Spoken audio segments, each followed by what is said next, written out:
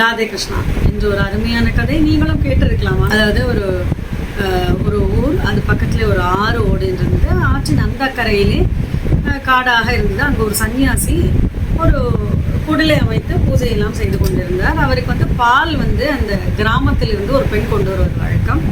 அவர் ஒரு நாளும் எடுத்து பூஜை பண்ணுறதுலாம் பார்த்துட்டு ஒரு நாள் என்னாச்சு, லேட் ஆச்சு. அடுத்த நாளும் லேட் ஆச்சு. உடனே என்னம்மா நீ பால் இவ்வளோ லேட்டாக கொண்டு வர, என் பூஜையெல்லாம் இவ்வளோ லேட் ஆகுது பாரு, இப்படின்னா எனக்கு பாலே வேணாம். என்ன நீ?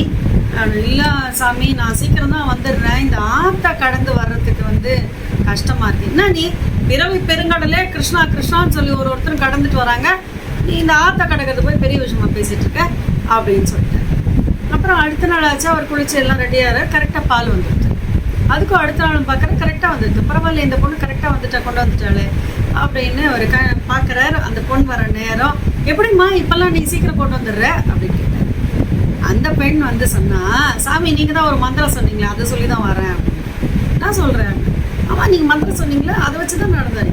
அப்படியே அப்போ அதையும் பார்த்துருவோம் வா அப்படி. அதாவது இவருக்கு நம்பிக்கையே இல்லை, இவங்க ஏதோ வளர்றா அப்படின்னு. வா வா அப்படின்னு ஆற்று கரைக்கு போயாச்சு.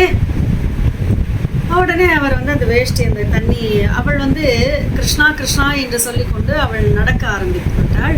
பரவாயில்ல, இவன் நடக்கிறாளே தண்ணி மேலேயே அப்படின்ட்டு இவர் கால் வைக்கிறாரு. அவருடைய வேஷ்டி கொஞ்சம் நினைஞ்சிட்டு வேஷ்டி கொஞ்சம் மேலே பிடிச்சிட்டாரு. நான் இப்போ இது எவ்வளோ ஆழம் தெரியல, நான் மூழ்கிட்டேன்னா எனக்கு நீச்சலும் தெரியாது, என்ன பண்ணுறதுன்னே தெரியலையே அப்படின்னு இன்னொரு காலையும் எடுத்து வைக்கிறாரு. அதுவும் உள்ளே போகிறது. உடனே என்ன இது அப்படின்னு இப்படி பார்க்கும் பொழுது அந்த பெண் சிரித்து கொண்டே சொன்னாள், எங்க சாமி உங்கள் உதடு தான் கிருஷ்ணா கிருஷ்ணான்னு சொல்லுது, கையெல்லாம் வேஷ்டியை பிடிச்சி வச்சுருக்கீங்க, அப்புறம் எப்படி சாமி? சாமி நீ கடவுளையே நீ சந்தேகப்படுறிய, அது எப்படி முடியும் அப்படின்னு அவர் கேட்ட உடனே அவர் முகத்திலே பலார் என்று அறைந்தால் இதற்கு பேர் தான் நம்பிக்கை.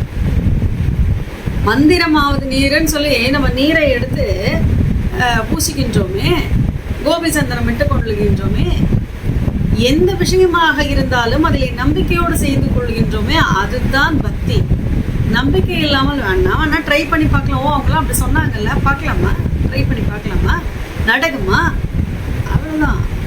பகவான் அப்படியே கையை விட்டு விடுறார். அதாவது சரணாகதி, கண்மூடித்தனமான பக்தி என்று சொல்ல வர, பக்தி செய்வது 100% உண்மையாக செய்ய வேண்டும் என்று சொல்ல. சரணாகதி என்பது நிச்சயமாக ஒரு முக்கியமான விஷயம். ராதே கிருஷ்ணா.